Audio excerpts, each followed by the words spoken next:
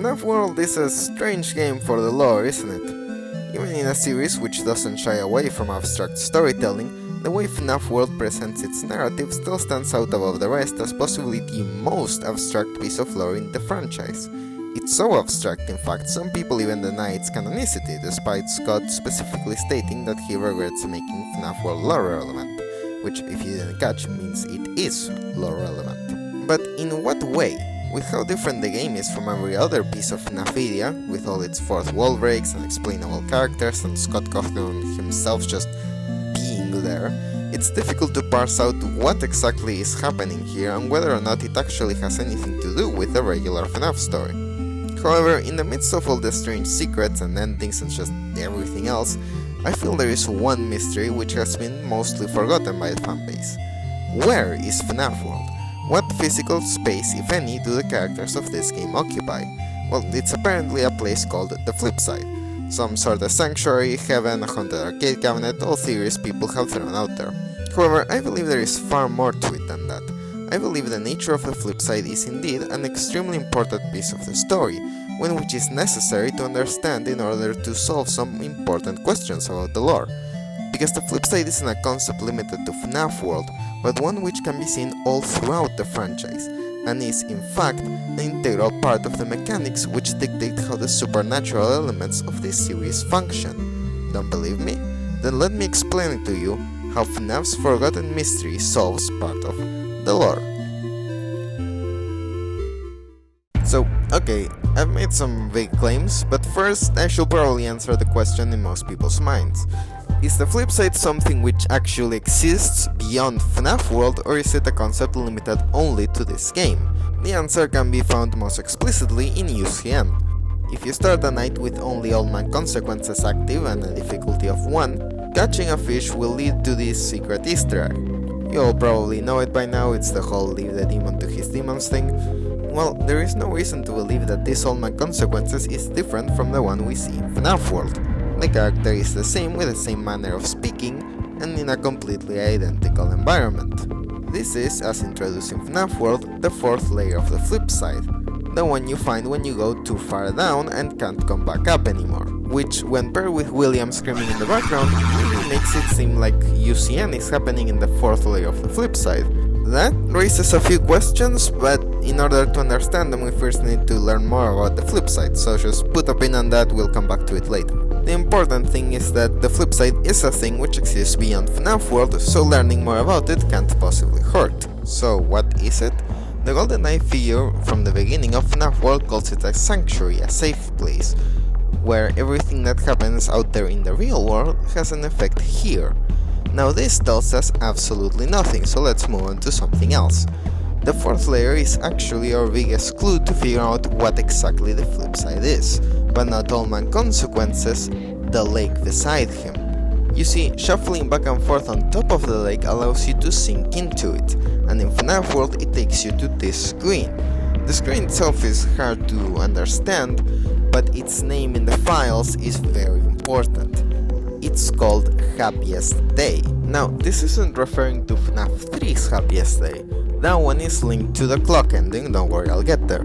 What's important for now is that we are playing as an actual character with a soul that can move on in a happiest day, and one who can do so through the lake in the fourth layer. This lake reappears in UCN, but when the one you should not have killed sinks into it, the game crashes.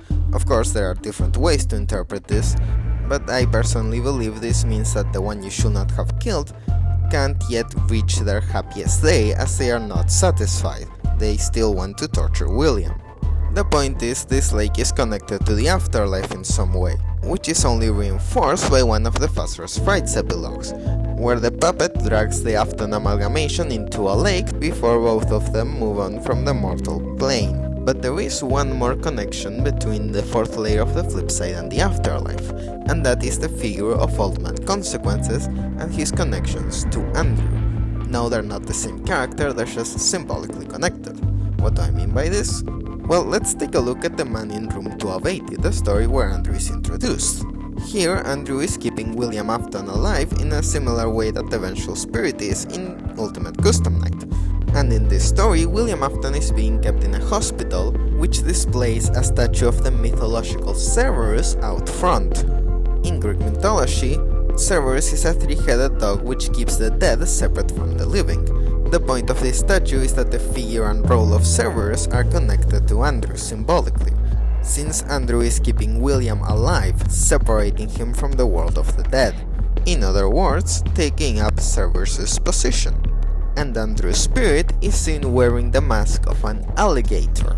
Sound familiar? Because Old Man Consequences sure looks like an alligator and stands beside a lake which apparently separates the living from the afterlife. Thus, it is my personal theory that Andrew wears an alligator mask to connect him to Old Man Consequences, and thereby connect Old Man Consequences by proxy to Cerberus, filling the same role of standing in the barrier between life and death. Now, Old Man Consequences probably doesn't have the ability to keep the living and the dead separate, like Cerberus does, he just stands in vaguely the same position. You put all this together and you get the first clear picture of what the Flipside is. It's a place between life and death. So, if the Flipside is a place between life and death, does that mean that the characters we see are actually souls? Well, the important ones at least, I believe this is true. There's a bit to be said about all the characters that speak about FNAF World like it's a video game, but we'll put a pin on that, we'll return to it later. For now, let's start with the most mysterious, yet also probably the easiest to figure out character of the bunch. Golden Eyes and probably Glitchbear, they are likely the same character. After all, Glitchbear guides you all the way through the clock ending, which is where Golden Eyes can be once again seen. They also share some lines, though admittedly a few of them are a bit contradictory. But what's really important about their identity is their connection to Happiest Day. After all, the clock ending which they are related to is deeply connected to Happiest Day, because of the minigames you play after collecting each clock. The first one involves putting Balloon Boy into a box, which is connected to the first minigame needed to Happiest Day, VV's Adventure. The second involves pressing buttons in the same order as the code to access Mangle's quest. Then you put cupcakes in boxes connected to Chica's party. Then you put yourself in a box referencing Stage 01, and the last one is putting Bonnie in a box connected to the Shadow Money minigame, which means the clock ending is just an alternate viewing of the real Happiest Day. So when Golden Eyes says that the pieces are in place for you, that means... what does it mean actually? Well, let's take a little detour. The answer is actually in the fourth closet. In this book, we witness a Happiest Day-like event where all the souls of the murdered children are set free. And to make a long story short, this happens when the children's memories are restored, as well as them killing William, but par for the course by this point. The point is, moving on to the afterlife, and thus Happiest Day, is a concept deeply connected to memories. That means that if the pieces are in place, the memories have been put back together. And one more thing which may confirm this connection between the Flipside and memories is the model of the open FNAF 4 box in the game's files. And do remember that at this point Scott was working alone, so there was usually more quality control when it came to what was in the game's files and what wasn't. Now, as confirmed by Scott himself, the contents of this box have varied over the years, but at this point it was the pieces put together, according to Scott. And extending that to Glitchbear dialogue, it might mean the pieces for Happiest Day, the memories. And that's why this box is associated with the phrase "some things are best left forgotten", more references to memories. So, okay, memories, Happiest Day, where were we? Oh yeah, Glitchbear. Now that we know that the clock ending is just another viewing of Happiest Day, it makes the identity of Glitchbear very obvious. After saying that the pieces are in place for you, he commands you to rest.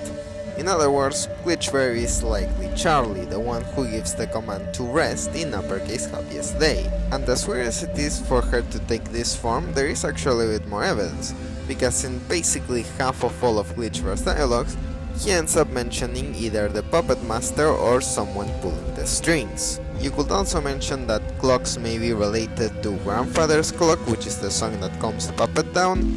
I don't see any other reason for them to be clocks, so maybe we can explain it away with that. There aren't really any better explanations for Glitchbear, so yeah, this is Charlie.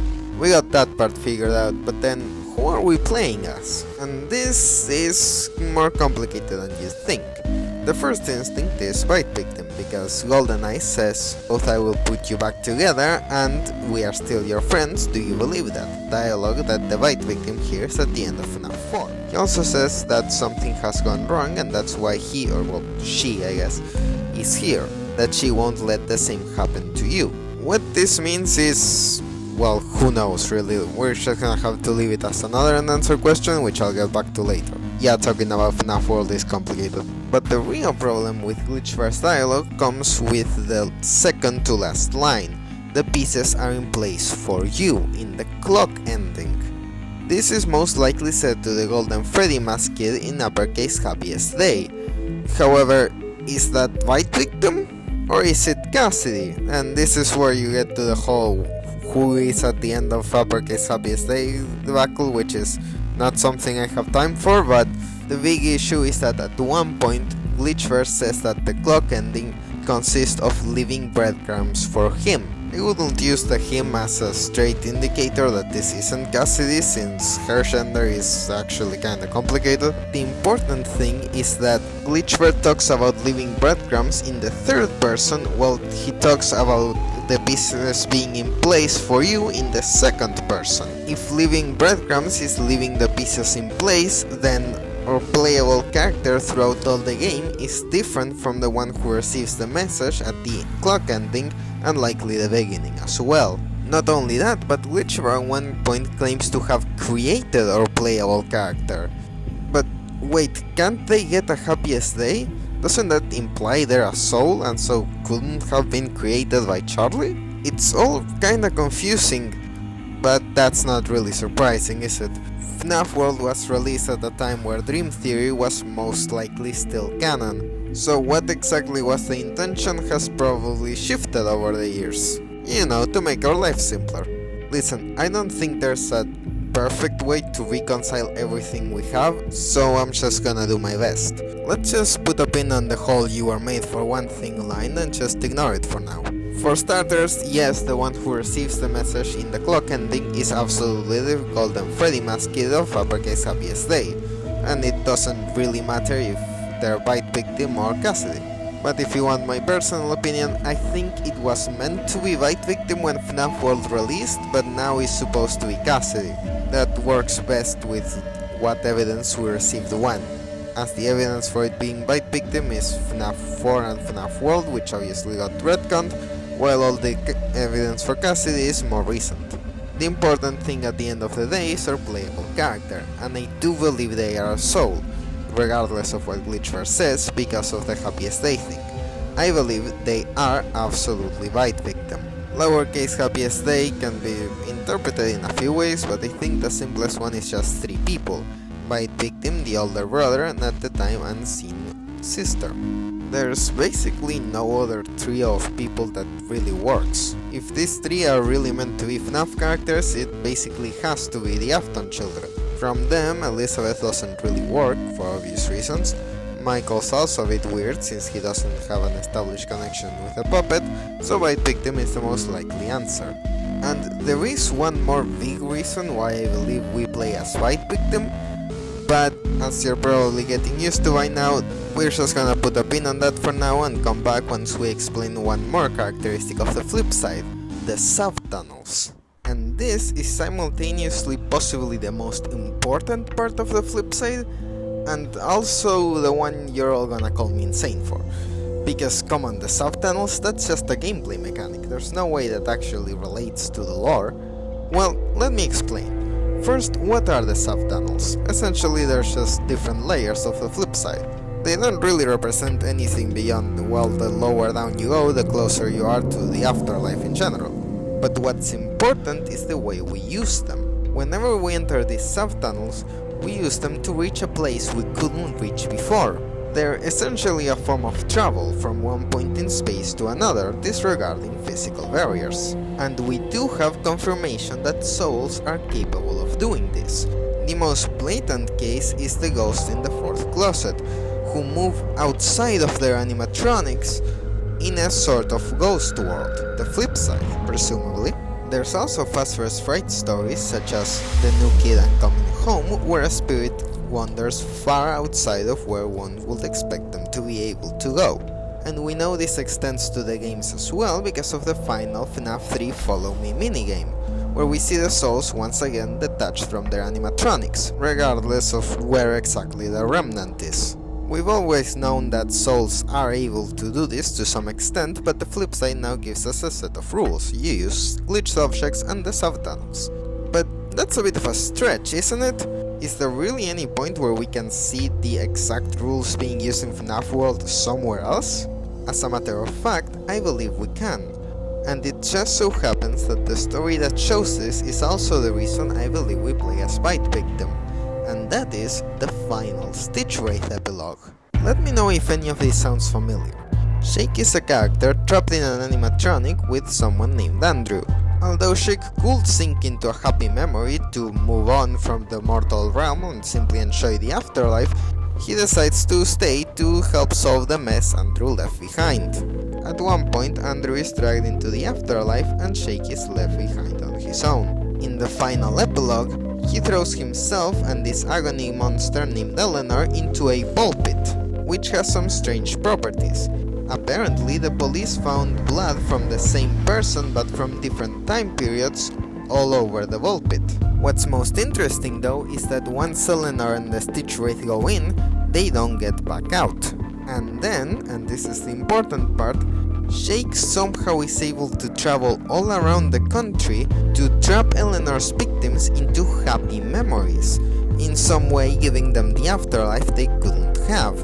Let me repeat, Shake is trapping victims of Freddy's into happy memories. Could it be said then that he's giving them their happiest day? And in case you forgot, Shake is very clearly a parallel for Bite Victim.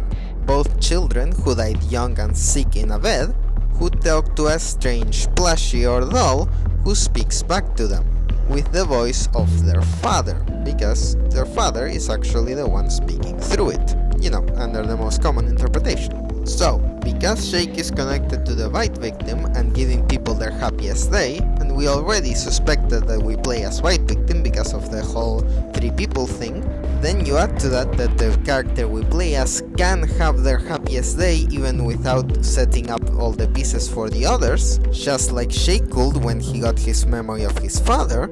Is it possible then that we play as Bite Victim in FNAF World and the final StitchWraith epilogue is a parallel to the story of the game?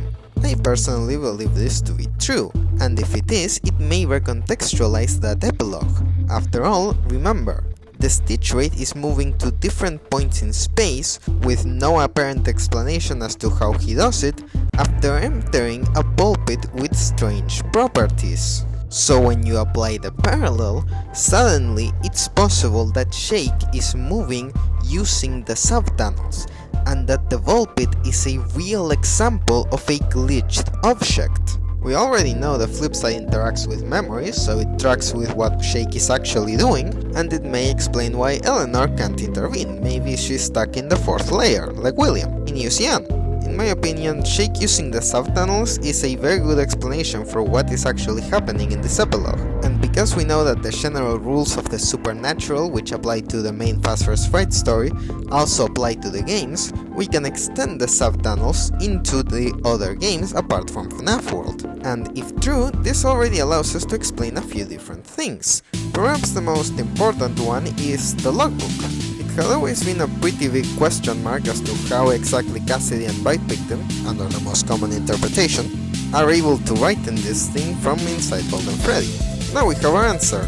Maybe they're using the subtunnels, and hell, maybe the logbook is a glitched object too, just throw that in there. There are also a few things which go straight into headcanon territory, like for example, how does Golden Freddy teleport? If he does, well, subtunnels somehow. Elizabeth telling Michael he won't die so repeatedly that it's physically impossible to say? Well, maybe she's doing something similar to what Charlie does in FNAF World. Not to mention the whole Charlie Geist thing that might be going on in Security Breach. As you can see, the Flipside is so vaguely defined that you can literally throw it anywhere you want. It is both a strength and a weakness because, let's be honest, a lot of what I just said is pretty ridiculous. However, what I personally find most interesting is how it might relate to the ending of FNAF 4. I plan to make a whole video on the Feather plushie and who exactly they are, so stay tuned for that, but what you need to know for now is that there are two main theories for the ending plushie: William ending plushie and Charlie ending plushie. With, of course, Charlie ending plushie being possible only if you believe Charlie dies before Bite Victim. The main point of discussion here is that the dialogue doesn't really work with William, because in what context would he ever say, "We are still your friends, do you believe that?" But with Charlie you run into the issue of, well, if she's in the puppet, how is she talking to Bite Victim in the hospital? Well, now we have our answer. We know Charlie has access to the Flipside because, she's there, so the Subtunnels offer an explanation to how she's speaking to Bite Victim even if they're in separate spaces and separated by physical barriers. And yes, in case you can tell, the reason I made this video before the Feather plushie one is that I wanted to go into that one with the precedent that both theories are at least, physically possible. As long as you accept this whole subtunnel theory, which obviously you're not obligated to. So, great, we've solved the main properties of the Flipside, but there's still a lot of questions, aren't there? What's with all the fourth wall breaks and talks about code and all this other stuff, and I still haven't really explained how UCN taking place in the fourth layer of the Flipside even means anything. And that's because there is, believe it or not, one more property of the Flipside, one which may be the most controversial one I'm gonna talk about. So far I've been using Flipside and Ghost World basically interchangeably since, well, Flipside is easier to say and more catchy. But the truth is that the Flipside we see in FNAF World is the combination of the Ghost World and a virtual reality. Does it sound like I finally lost the thread? Well, good, that means it's a FNAF theory video. Can't have one that doesn't go completely off the rails. And yes, the reason I say this is because of all the references to code and stuff. In fact, All My Consequences himself says that when you go into the fourth layer, you've gone too far into the code. Not too far down or anything, no, straight up too far into the code. Charlie speaks of the one pulling the strings as if the one pulling the strings is Scott Cawthon, the one who laid out the game for you to advance in the way you do. Animdude is literally the creator of the game who put himself in the game in-universe.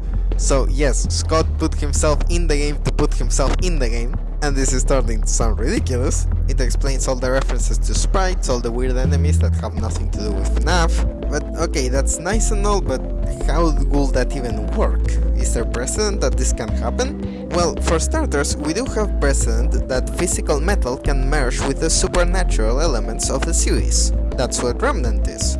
To make a really long story short, as described in Fast vs. Frights, Remnant is the combination of a metal which works as a conductor and a form of energy which is supernatural in nature. It is supposedly akin to how electricity runs through water. And the way I interpret it, this means that Remnant isn't the electricity or the water, rather the combination of the two. To put it simply, metal plus agony or memories or soul equals Remnant. The important thing is that a physical object, metal, which, is used in circuit boards for video games, can merge with supernatural elements. And there is one very specific point where we do see this happening, the Tales from the Pizzaplex story Under Construction. And yes, I do realize it's a bit insane that we only got this kind of confirmation this late after FNAF World's release, but listen, I'm working with what I can here, man. To make a long story short, the story follows Maya, a kid who goes into the Pizzaplex and puts on a VR headset to enjoy some kind of virtual reality game, which is still under construction, title card. To spoil the twist, it is heavily implied that Maya died when she put on the VR headset and somehow ended up haunting it, living for what she perceives to be years inside the virtual reality. Everyone around her dies from cancer, and strange shelly people start to show up, but that's not really important. What matters is that the ghost world, the place where she should be if she really died, has somehow mixed with this virtual reality, in the same way that supernatural energy mixes with metal to form Remnant. And the big connection back to the games, and specifically FNAF World's version of the Flipside, which I will now call Villagetronica since that's what, well, it's one of the names Adventure Fredbear gives for it, is that Maya's story seems heavily connected to Princess Quest. Maya, in the beginning of the story, receives a cake from an animatronic in what is described as her happiest day. Then, when everyone's dying of cancer around her, she's the only one that seems worried about it. Now, I don't know about you, but the way I interpret that is that everyone else is ready to move on, but Maya isn't.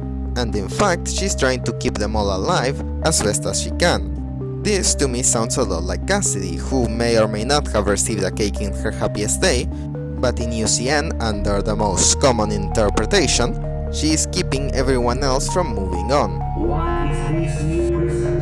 Is it being trapped, or is it you? Perhaps it is both. A Cassidy parallel is stuck inside of a virtual reality. That sounds a lot like Princess Quest, doesn't it? Other people have made great theories on it, but basically the princess in Princess Quest is most likely Cassidy, which I believe is further implied by drowning according to Nexi leaks, but I haven't read them so can't really say. What's important is that Princess Quest is the way that Cassidy seems to be trying to come back to the real world.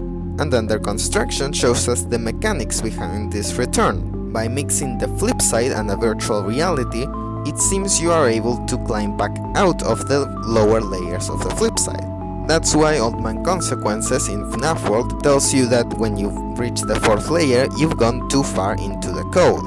And yes, this line is why I believe Old Man Consequences isn't actually a human character, but rather just a paranormal entity. Because what human soul would actually be saying this? Basically, the way I interpret what's happening is that we're using the glitched objects in the game itself, in the code of the game, to go down to lower layers of the Flipside, the ghost world. And Cassidy, after UCN and in Princess Quest, is basically reverse engineering this. Instead of using a virtual reality to go down, she's using a virtual reality to go up.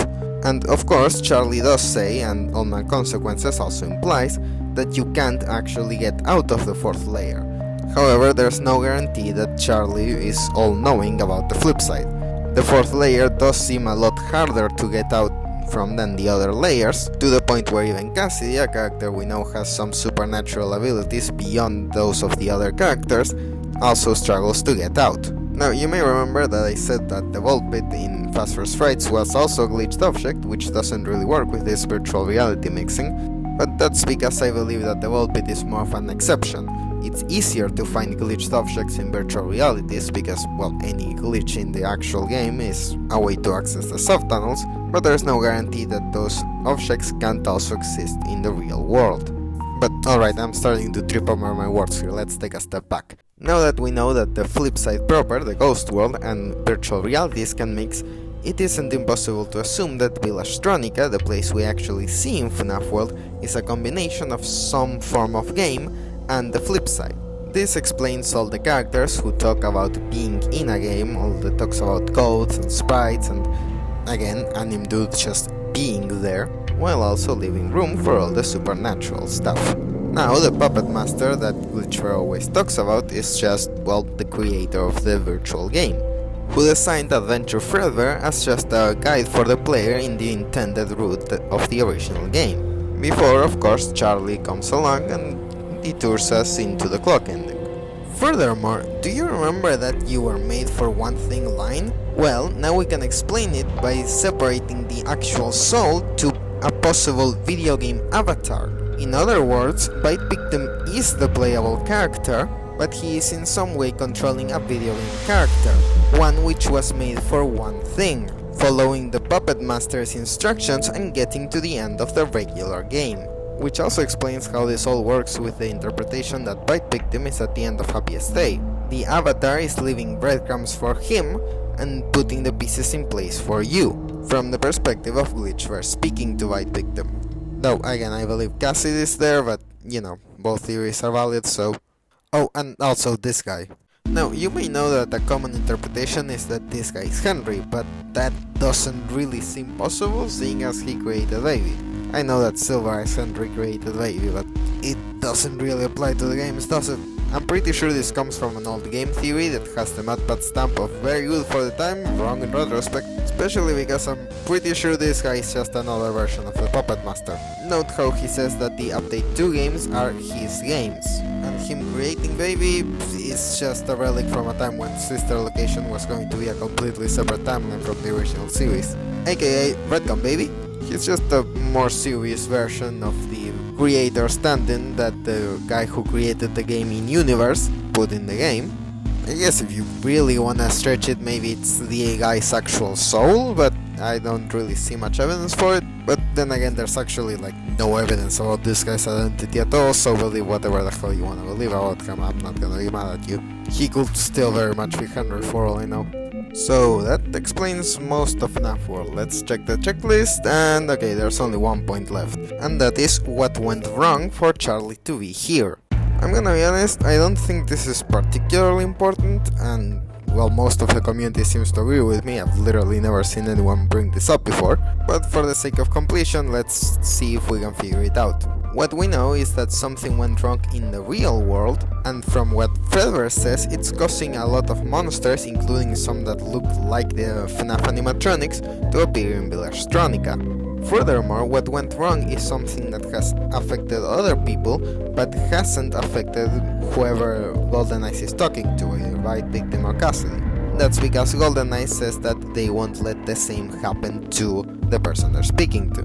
And the final thing is that because FNAF World was originally meant to be the end of the franchise, whatever went wrong must have been depicted in the previous games, so FNAF 1 through 4. And we can keep in mind that Dream Theory was likely canon at the release of FNAF World. But you see, the thing is, I actually have no idea what this is referring to under Dream Theory, so I'm just gonna talk about what I think it could refer to now. And looking at what we have, I think I have an answer.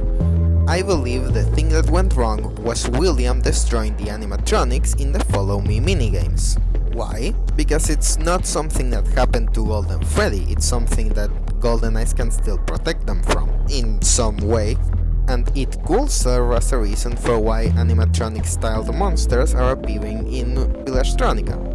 After all, remember, because Village Stronica is connected to the Flipside and the Flipside is deeply connected to memories, it's possible that the memories of the missing children manifest themselves in the form of their animatronics. That is admittedly quite a big stretch, but I just don't see any other way that something from the real world could cause new video game characters to just appear. It also ties back to the whole FNAF World is actually about Happiest Day thing.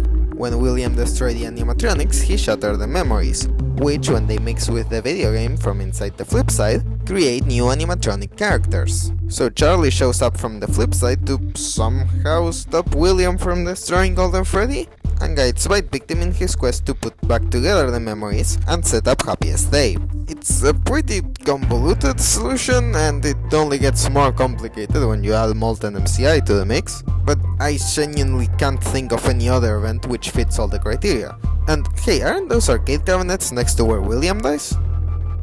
Oh my god, this was set up from FNAF 3! I'm kidding, it obviously wasn't. So, there's my whole theory on the flip side. A sort of ghost world created from memories and all other kind of stuff, which mixes with virtual realities to create things like Village Stronica, and White Victim and Charlie use this to set up Happiest Day, after William shatters all the missing children's memories in the FNAF 3 Follow Me minigames, which incidentally might give us an answer to the FNAF 4 box. And extending the Flipside's supernatural properties to other parts of the franchise, we can explain the movement of souls outside of animatronics, the final StitchWraith epilogue, and the return of Cassidy via Princess Quest. And this is a perfect theory with absolutely no holes in it. Yeah, so obviously there's problems. The main thing here is just lack of evidence. A lot of this is just pointing at random things and saying they could be the flip side, and while there are arguments for some of the connections, some of them are a bit looser. Not to mention, this is ultimately FNAF World. Everything is so widely abstract in this game that you can literally interpret it to be whatever the hell you want. I believe in my theory because I feel as though it's the one that best explains what's going on in FNAF World while also giving answers to a lot of other things in the franchise. However, I've heard a lot of theories on FNAF World and want to acknowledge that a lot of them are extremely valid. Yes, even the time travel one. But, well, that's about all I have to say about this. I hope you were able to take something away from this video, even if you don't agree with everything I said. I would also love to hear your thoughts on the Flipside's properties and whether or not it actually is something beyond FNAF World. 1, because I'm curious, and 2, because algorithm. Now, if you excuse me, I have to go jump into a glitched ball pit, so I may enter a subtunnel and upload my memories and soul as a form of avatar inside a video game. FNAF logic, everyone. Thanks for watching.